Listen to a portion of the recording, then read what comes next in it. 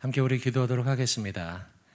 은혜와 사랑이 많으신 하나님 아버지, 이 새벽에 우리를 깨우시고 기도의 자리로 우리를 부르시고 각자의 처소에 있지만 우리의 영이 깨어서 주님을 향해 기도하며 말씀을 듣습니다. 고요한 아침 거룩하게 시작하게 하시고 경건한 마음으로 주님 앞에 기도하고 말씀 들을 때에 우리의 삶의 변화와 결단이 촉구되는 시간 되도록 인도하여 주시옵소서. 하나님의 말씀이 우리에게 생명되는 줄로 믿습니다. 생명 같은 하나님의 말씀 붙들고 오늘도 생명력 있는 삶을 살아가는 믿음의 백성 되게, 말씀의 종들이 되게 우리를 인도하여 주옵소서. 예수님의 이름으로 기도하옵나이다. 아멘. 찬송월이 210장 시온성과 같은 교회 찬양하도록 하겠습니다. 찬송가 210장입니다. 시온성과 같은 교회 우리 찬양으로 하나님께 영광 올려드립니다. 시온성과 같은 교회 그의 영광은 없다.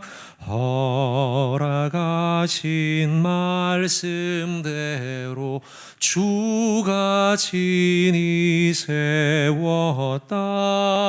반석 위에 세운 교회 흔들 자가 누구랴.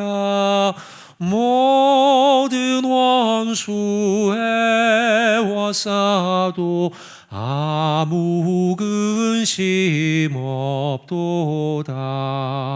생명샘이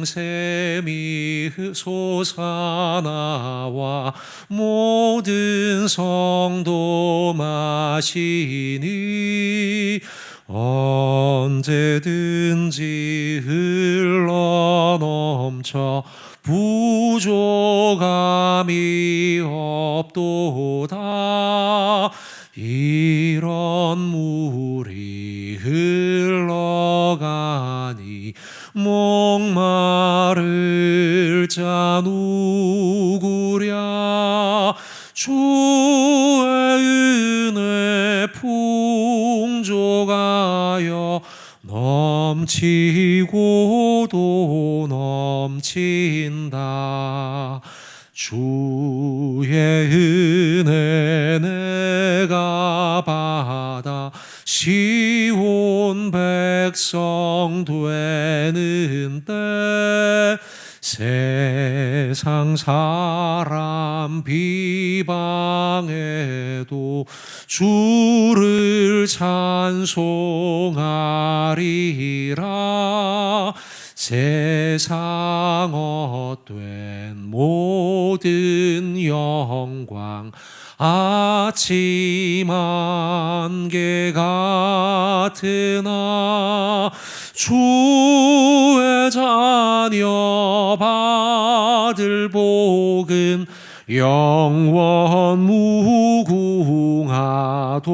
주의 은혜 내가 받아 주의 은혜 내가 받아 시온 백성 되는 때 세상 사람 비방해도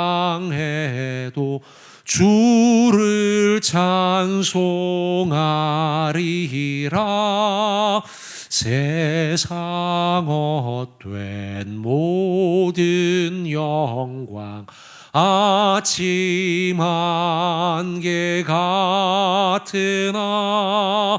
주의 자녀 받을 복은 영원 무궁하도다.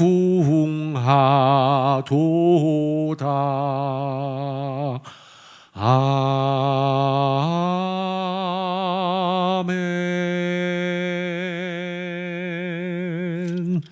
아멘. 우리 사도신경 하나님 앞에 올려드리도록 하겠습니다. 전능하사 천지를 만드신 하나님 아버지를 내가 믿사오며 그 외아들 우리 주 예수 그리스도를 믿사오니 이는 성령으로 잉태하사 동정녀 마리아에게 나시고 본디오 빌라도에게 고난을 받으사 십자가에 못 박혀 죽으시고 장사한 지 사흘 만에 죽은 자 가운데서 다시 살아나시며 하늘에 오르사 전능하신 하나님 우편에 앉아 계시다가 저리로서 산자와 죽은 자를 심판하러 오시리라. 성령을 믿사오며 거룩한 공회와 성도가 서로 교통하는 것과 죄를 사하여 주시는 것과 몸이 다시 사는 것과 영원히 사는 것을 믿사옵나이다. 아멘. 성경 말씀 보겠습니다. 요엘서입니다. 요엘서 3장. 요엘서 3장 14절부터 마지막 절 21절까지입니다. 제가 가지고 있는 성경책 구약 성경 1274쪽입니다. 요엘서 3장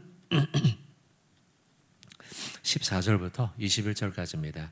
우리 한번 봉독하는데요. 제가 먼저 읽고 여러분이 한 절 읽고 마지막에 같이 합독하겠습니다.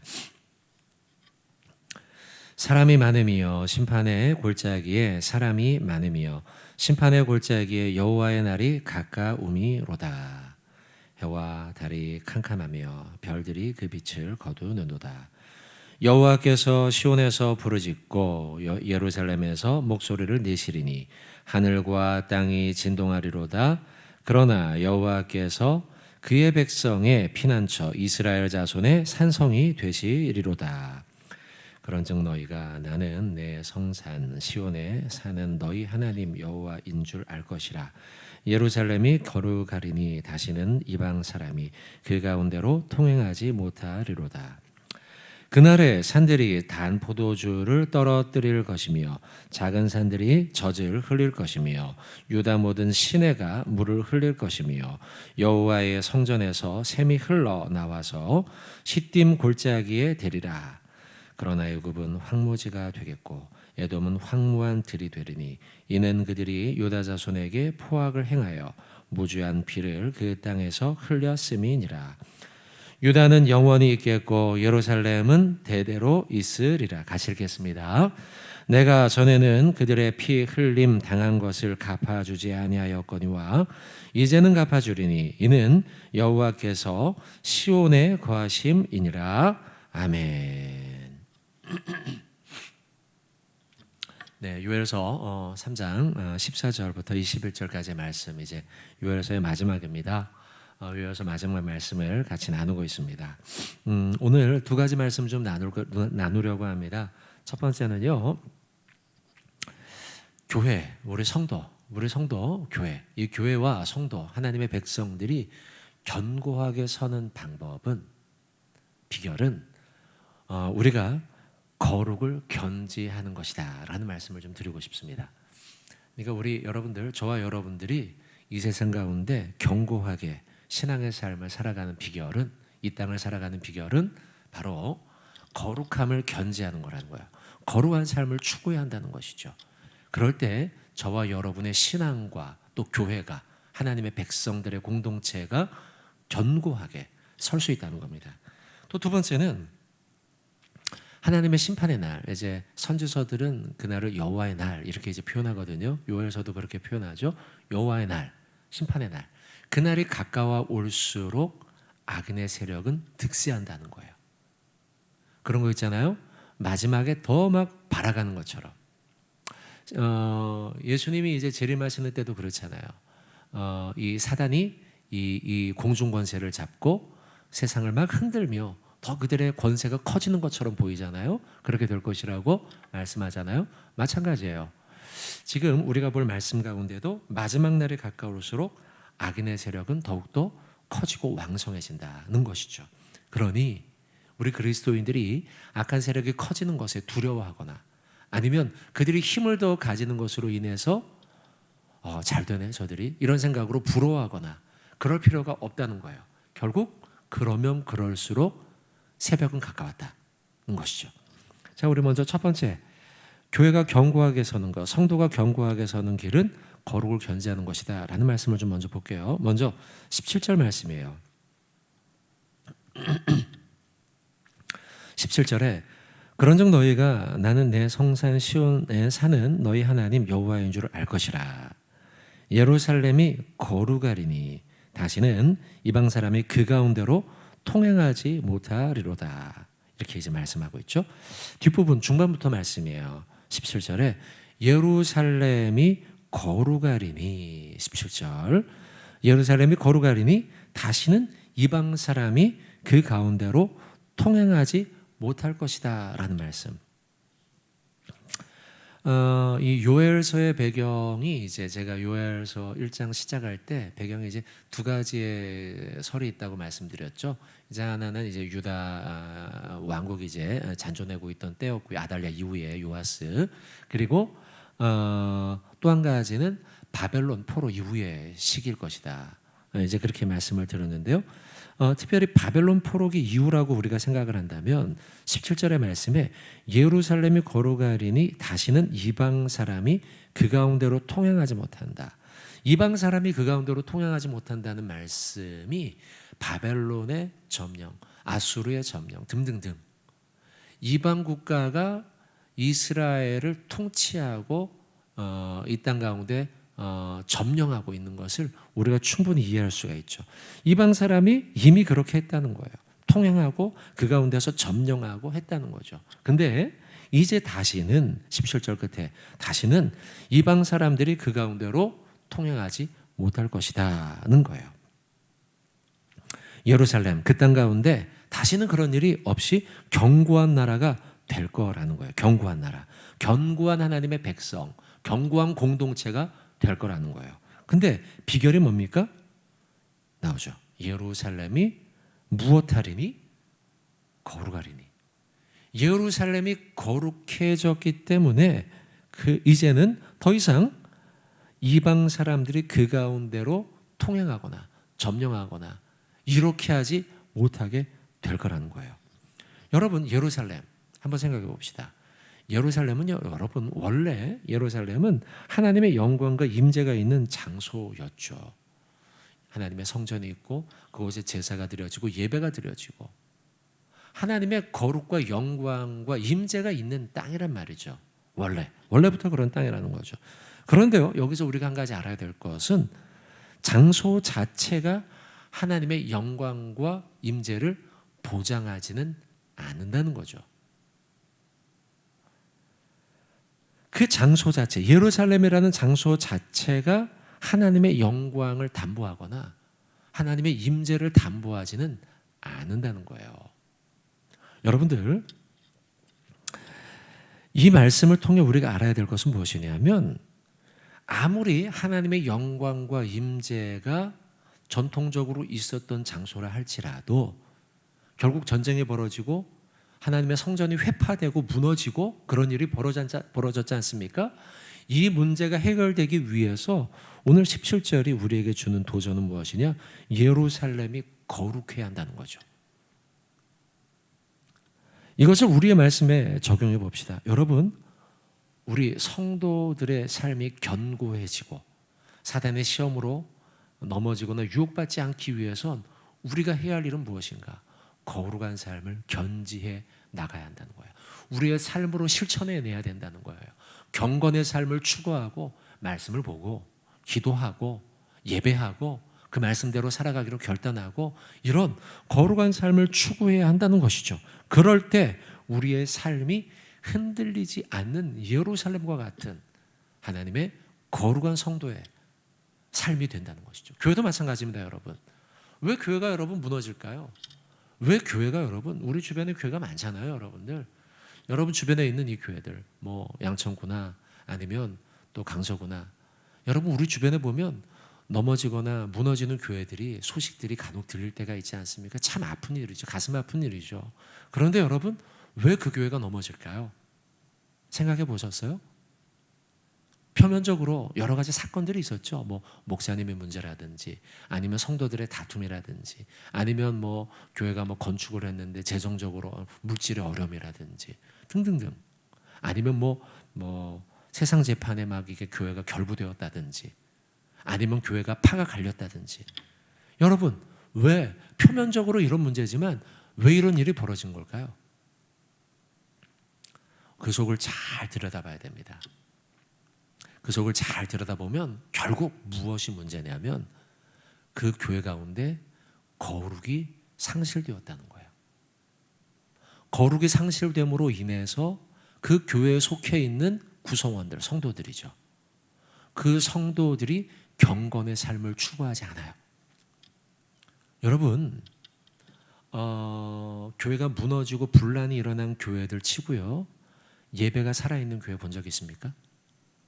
분란이 막 벌어지고 있는 교회 가운데 큐티가 제대로 진행이 되고, 순모임이 은혜 가운데 막 모든 순모임이 은혜 가운데 진행이 되고, 그런 교회 본 적 있습니까? 없어요. 여러분, 표면상으로는 뭐 분란이 일어났다, 다툼이 일어났다, 싸움이 일어났다, 뭐 등등등이 있겠지만, 재정적으로 등등등이 있겠지만, 사실은 여러분, 그건 그냥 표면적 문제예요. 실제 그 속을 들여다보면 그 교회 안에 거룩이 상실됐고 경건의 삶을 추구하지 않는 성도들로 가득 차 있다는 거죠. 결국 그로 인해서 교회는 무너지는 거예요. 마태복음 7장 20절에 예수님이 이런 말씀을 하시죠. 성도들은 열매로 알리라. 우리의 신앙은요, 머릿속으로만 그래 머릿속으로만 그렇게 해야지가 아니라 경건의 삶과 거룩의 중요성을 실천하는 열매들이 나타나야 돼요. 아까 예루살렘 성 얘기했죠. 그 예루살렘 성은 기본적으로 하나님의 영광과 임재를 상징하는 장소였어요. 그러나 그들의 삶의 열매는 어때요? 없었다는 거죠. 경건의 삶을 추구하지 않고 거룩의 삶을 추구하지 않아요. 그러자 그 예루살렘 성이 무너진 거예요. 한국 교회도 마찬가지죠, 여러분. 교회 가운데 왜 교회가 무너집니까? 그들의 경건의 열매가 없고 거룩의 열매가 없기 때문이라는 거죠. 사랑하는 성도 여러분, 저와 여러분의 오늘 하루의 삶이 거룩을 추구하는 열매 맺는 삶, 경건의 삶을 추구하는 열매 맺는 삶을 살아갈 때에 하나님이 저와 여러분의 우리 성도의 삶을 견고하게 세워 가실 줄로 믿습니다. 또한 그런 성도들이 한 사람 한 사람이 모여 우리 대흥교회, 하나님이 기뻐하는 교회로 세워 가실 줄로 믿습니다. 그런 은혜가 저와 여러분들에게 있길 주님의 이름으로 축원드립니다. 한 가지 말씀 더 전합니다. 여러분, 마지막 날이 가까울수록 악인의 세력은 커진다는 사실이죠. 14절의 말씀 보세요. 사람이 많으며 하나님을 대적하는 사람들, 심판의 골짜기에 하나님을 대적하기에 사람들이 또 많으며 심판의 골짜기에 여호와의 날이 가까우미로다. 이 문장이 참 시적이죠, 여러분. 사람이 많으며 하나님을 대적하는 사람들, 심판의 골짜기에 사람이 많으며 그럴수록 그 심판의 골짜기에 여호와의 날이 가까웠다라고 말씀하고 있다는 거예요. 여러분, 14절의 말씀은 사람들이 많이 모인 이유는 하나님의 말씀에 순종하여 말씀 듣기 모인 게 아니에요. 하나님을 대적하는 사람들이 지금 많이 모인 거예요. 근데 그렇게 많이 모이면 모일수록 하나님의 심판은 가까웠다는 사실을 우리는 잊지 말아야 되겠습니다. 그럴수록 우리는 어떻게 해야 될까요? 이 어려운 때, 정말 우리가 살고 있는 이 코로나의 시대, 우리가 살고 있는 이 2020년도의 12월, 정말 악이 관영한 때 아닙니까? 하나님의 심판이 가까운 것을 느끼는 때 아닙니까? 그런 일들이 많이, 오늘 14절의 말씀처럼 많으며 이럴수록 저와 여러분들은 깨어 근신하는 성도가 되어야 할 줄로 믿습니다. 유엘서 우리가 12월 잠깐 이 말씀을 보고 있지 않습니까? 그리고 오늘 마지막 장이에요. 말씀을 보며 우리는 떠올려야 돼요. 여호와의 날이 가까워 오고 있구나. 심판의 때가 가까워 오고 있구나. 한 해를 마감하는 12월 달 요엘서를 마감하며 저와 여러분들 결심해야 됩니다. 깨어 근신하기를. 그래서 깨어서 하나님이 기뻐하는 믿음의 성도, 말씀으로 기도로 무장하는 전신갑주를 입는 주의 백성이 되기를 결심하는 저와 여러분 모두 되시기를 주님의 이름으로 축원을 드립니다. 아멘. 함께 기도하겠습니다. 하나님 아버지, 오늘 이 새벽을 깨우며 요엘서의 말씀, 마지막 3장에 있는 말씀을 보았습니다. 하나님, 마지막 날이 가까워오고 있습니다. 하나님, 우리가 깨어 근신하는 자 되게 하시고 말씀과 기도로 전신갑주를 입어 무장하는 성도들 되도록 인도하여 주시옵소서. 하나님, 우리 성도 한 사람 한 사람이, 그리고 교회 한 교회가 견고히 서는 길은 다른 것이 아니라 우리 모든 성도 한 사람 한 사람이 거룩을 견지하는 길인 줄로 믿습니다. 거룩과 경건의 삶을 추구하며 열매 맺는 삶이 되도록 우리를 이끄시고 인도하여 주시옵소서. 아버지 하나님 기도합니다. 중보하며 기도하기는 이 나라와 민족을 긍휼히 여겨주시고 하나님 치료제와 백신이 속히 하나님 도입되어서 하나님 우리 이 땅에 있는 모든 백성들, 우리 민족들, 특히 하나님의 백성들, 하나님 코로나로부터 우리를 보호하시고 지켜주시옵소서. 속히 하나님 코로나가 종식되게 하시고 사라지도록 주여 인도하여 주시옵소서. 일선에서 수고하는 이들 주님이 지켜주시옵시고 애쓰고 수고할 때 그들에게 아름다운 열매가 맺도록 주여 인도하여 주시옵소서. 하나님을 포여버지 체대를 위해 기도합니다. 강건하도록 붙잡아 주시고 기도의 무릎을 통하여 그들의 기도를 통하여 이 대웅교회가 더욱더 견고히 서가도록 주여 인도하여 주시옵소서. 하나님 아버지 우리 환우들 붙잡아 주시길 원합니다. 아프고 연약한 그 부위부위마다 나사렛 예수 보혈의 손으로 어루만지시사 치료하시고 치유되는 역사 일어나게 하여 주시옵소서. 다음 세대 위해서 기도합니다. 하나님 유치부, 유초등부, 청소년부, 청년부 부서마다 믿음의 일꾼들과 역군들이 일어나도록 우리 다음 세대 주님이 살려 주시옵소서. 온라인으로 드려지고 있는 모든 예배 가운데 주님이 함께 하시고 새벽기도 그리고 하나님 아버지 수요 예배 그리고 하나님 주일 예배 특별히 하나님 이 주일 예배 온라인으로 드리지만 하나님 살아있는 예배 되게 하시고 하나님의 임재 가득한 예배 되도록 주여 인도하여 주시옵소서. 믿음이 연약한 새 가족들 주님이 붙잡아 주시옵시고 하나님 신앙이 떠나서 하나님 갈등하고 있는 이들도 주님이 붙잡아 주시고 그들 위에 믿음 위에 믿음의 은사를 더하여 주시옵소서. 하나님 오늘도 하나님 아버지 세상으로 나아가 하루를 살아가야 합니다. 우리를 빛으로 부르고 소금으로 불러싸우니 빛을 밝히는 자, 소금의 맛을 내는 자들 되도록 우리 모든 성도들 붙잡아 주시옵소서. 이 새벽을 깨우고 기도하는 자들 입술을 열어 기도할 때에 우리의 기도를 들으시고 응답하시고 마음의 소원 가운데 하나님이 채우시는 역사 있도록 주여 함께하여 주시옵소서. 이 모든 말씀 살아계신 예수님의 이름으로 기도하옵나이다. 아멘. 하늘에 계신 우리 아버지여, 이름이 거룩히 여김을 받으시오며 나라의 임하옵시며 뜻이 하늘에서 이루어진 것 같이 땅에서도 이루어지이다. 오늘날 우리에게 일용할 양식을 주옵시고 우리가 우리에게 죄 지은 자를 사하여 준 것 같이 우리의 죄를 사하여 주옵시고 우리를 시험에 들게 하지 마옵시고 다만 악에서 구하옵소서.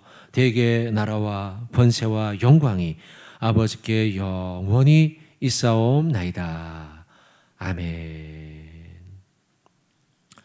네, 자유롭게 기도하고 돌아가시고 오늘 주신 말씀의 결단을 위해 대흥교회 한국교회를 위해 또 우리 포에버 지체들 환우들 위해서 여러분들 중보하며 기도해 주시기를 부탁드리겠습니다. 함께 기도하도록 하겠습니다.